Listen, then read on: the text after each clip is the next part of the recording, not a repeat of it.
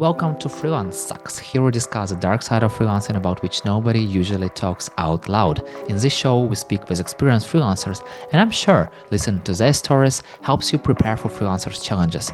My name is Yuri. I'm a contributor at 9am.works, the tool that helps independent professionals find the best deals on the market and convert more. And my guest is Julien Look, a freelance software engineer with over 5 years of experience who's recently founded Look Beyond Solutions, where he provides innovative digital solutions for a smarter future. So, welcome, Julian. Hi. Let's start with the easiest question for you. What is the most challenging part of being a freelancer? Um, Being a freelancer. Overall, it's like just being a freelancer, like super challenging. Still, okay. Period. Let's one step backwards. Out of being a freelancer, what is the most challenging part? Yeah. Okay, sorry, I was messing with you a bit. So the thing is that I feel there are so many things that you have to be aware of. Um, it's an exciting part, but at the same time, it can be also quite taxing. If you're an employee, then there's maybe like one or two things that you need to pay attention to. If you are a freelancer, it's usually not only your one or two areas that you need to be good at. There's also a few things that you need to touch that you're not good at. And yeah, this is the most difficult part. For example, what are those things? For me personally, Yeah. yeah. I am super introverted and I don't really like talking to people. That's No, why we are having this conversation. Yay. yay. I was forced to be here. No, okay, so um, what I am not really good at is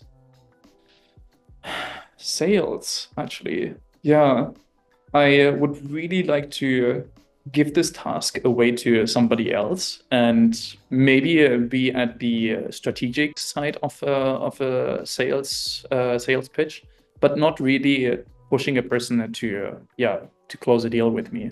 So I feel I am not really able to create this urge in potential customers to work with me.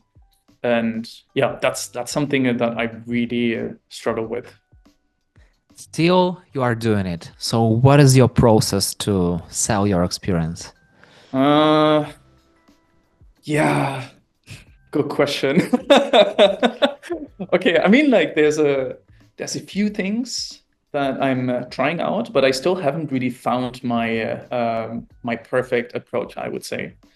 One thing that I feel most comfortable with is to tell people, look, this is what I do, and this is how I see potential for you. And let me just like share with you how I would approach this problem. So I'm usually like nerding about their problem, saying, "Oh, cool, you can like throw AI on it, and then yeah, it would be so cool to give you some boost in your productivity, something So, like it's that." it sounds like you are already giving them a little bit of extra value, kind of like showing them what they can do with Hmm. your help, hopefully. But overall, it sounds also feels like that you are telling them the way how to deal with the task, and then it's up to them whether to work with you or not. Yeah, exactly. What do you do to ensure that they will work with you? Yeah, good thing that you ask because that's something that I am wrapping my head around recently a lot. I'm talking to people who are from a consulting background, and yeah, I got a lot of I got a lot of shit for it the way I've been approaching clients, which was good, right? So I got a reality check, say, hearing that my way is very unstructured, and Hmm. I've been sitting with yeah, these consultant friends on a like yeah sales funnel slash what is that, closing strategy. So what I do nowadays, I usually do my usual way of like telling people, "Hey, look, this is what I do." Give them some sort of value, and then I do follow-ups, and I also write proposals. So I am not only sharing the things that I do, but I'm also giving them a sort of a document with milestones, roadmap, and cost. What is that? Cost analysis. So they really have an offer at their table they can look at if they want to consider working with me. And yeah, then also like a few follow-up messages. It feels like you are really going an extra mile, but I'm curious if it's worth it. If it's worth it, I would say for sure. Yeah. It helps me to strategize my whatever. What does it help me? It helps me to strategize my offer, not only for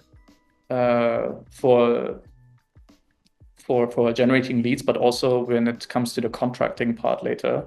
You know, when you're agreeing on terms, what is the MVP, what is alpha stage, what is beta stage, what are the features that we can include in the first round, and what are things that we are not considering in this scope.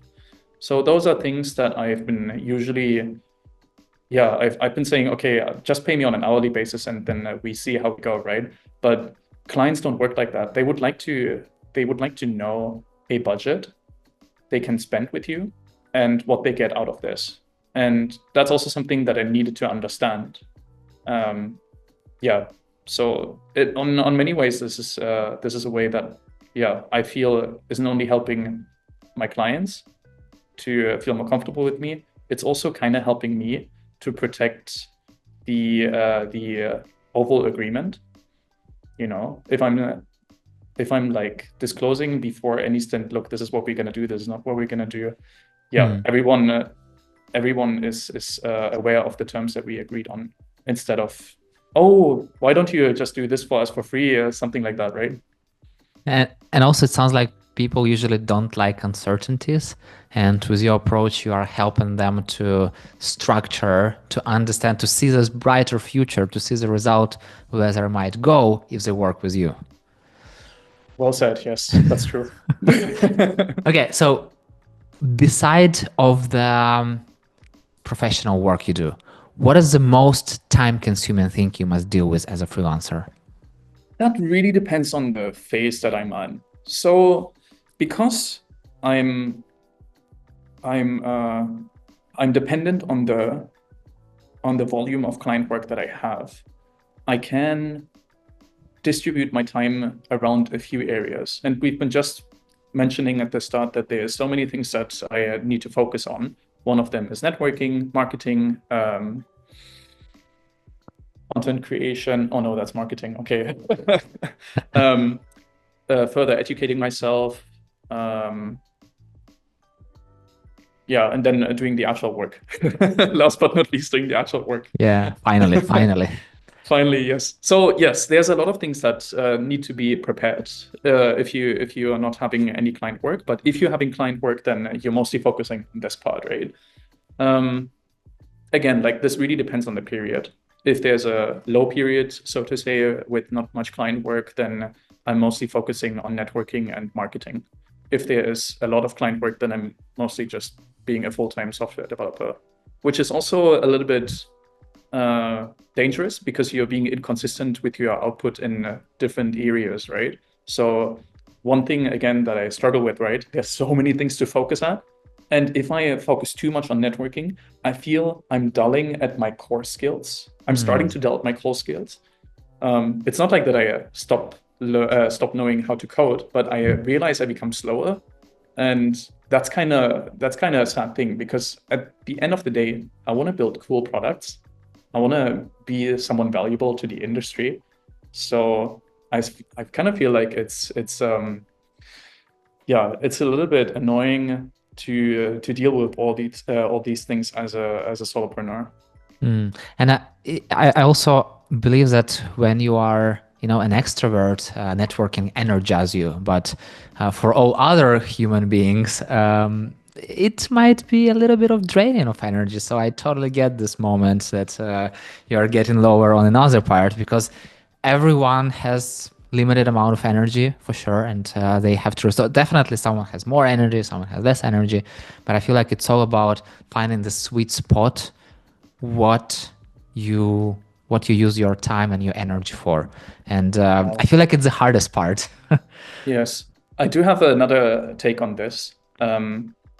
Obviously, like people like to do certain things more than others. And you just mentioned the networking part is harder for some people.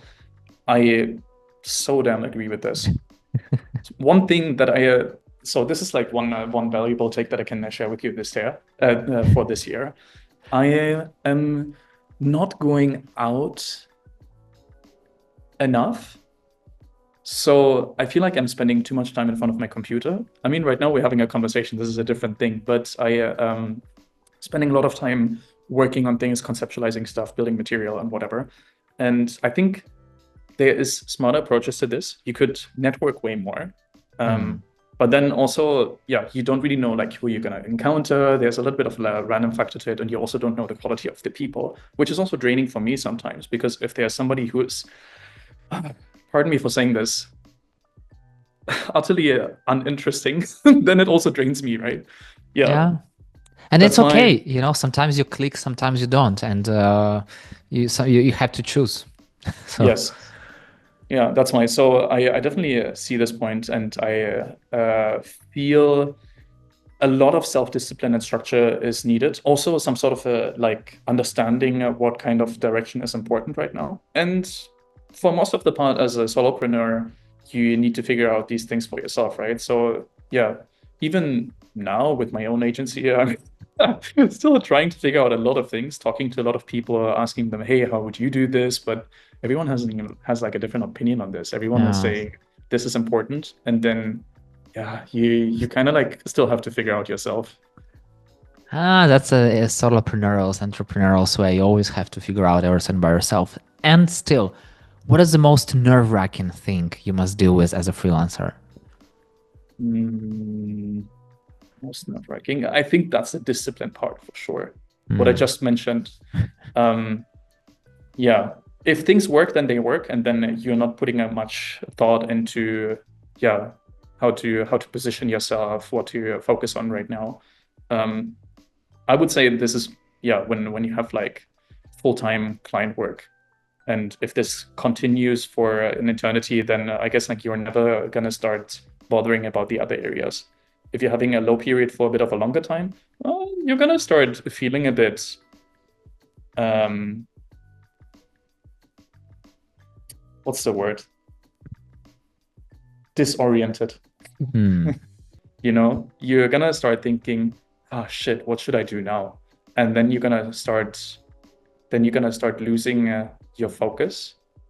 And it can also be quite frustrating sometimes because if you're not sure what your priority is right now, then yeah, you're gonna start procrastinating on a few things. Hmm. Again, like you're starting to favor the things that are coming easy to you. And on days when I feel low energy, those are usually the traps that I fall for. I'm like, I could just like write with a few more people on community chats about interesting topics, but maybe I should actually apply for freelance projects instead. Hmm. Very simple thing.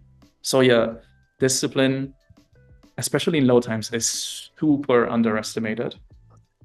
No, it's discipline, but it's also, I heard this, I read recently the book called The Four Agreements, and it's like the agreements you are making with yourself to kind of live a better life. And one of the agreements was always do your best. And it doesn't mean that you have to struggle, but no matter how you feel, sometimes we have high energy, sometimes we have low energy, sometimes we just want to lie in the bed and do nothing. Sometimes we want to change the world, it depends. But no matter what, if you are agreed with yourself to always do your best, you can't complain. You can't fight with yourself, like, because when you are, even you are like, want to lie in the bed, you're like, okay, I will do my best and read this book, or I will do my best and watch this movie that I wanted to watch for so long time. But I'll be my best there. And then, tomorrow you have much more energy and you will apply for projects, but then you won't be blaming your yesterday self for not doing the right thing, because you are true with yourself that I'm always doing my best as much as I can at this moment. And Hmm. it kind of like makes me think that yes, there are days where I can, I don't know, have 200 conversations with people and feel this energetic and get so many things done. And there are like days that I just want to shut my laptop and like, please nobody touch me. Let me just read my book, or like, let me just go for a walk, whatever. And it's okay. I feel like it's okay, you know? So, yeah, we can really dive into the rabbit hole. It's so much more philosophy about it. But still, if your friend wanted to become a freelancer, what are top three things you'd advise them to consider before doing it? Ooh, that's such a good question. Does that person live in Germany? No, I don't know. It depends. It can be everywhere. No, the thing is, it really depends on whether you are from a welfare state or not. And Germany is such a good environment to start freelancing or starting a Mm. business in general. Um, so here's my take, right? When I started freelancing, I was still quite inexperienced in my main stint, not stint, in my main expertise. Like my software engineering skills like lacked considerous uh, areas, and I still did it, right? I thought, okay, this is exciting. I want to try this out, and I want to see. I want to. I want to fact check the bias that um, freelancing is solely something that you could pursue only when you've been a senior engineer or a Mm. senior whatever in whatever industry you work in. So that bias I have been invalidating. You can also start freelancing if you're a junior, if you're mid, whatever. Yeah, as long as you can provide value to somebody, that's good enough. And I think why Germany especially is good with this is because you are able to live off unemployment benefits for a while. Mm. Yeah, so you can really test the ground for a very long time, as much as you want actually, as of now, depending on like how important your financial situation is to you. But yeah, there's basically no limits, and I find this quite beautiful.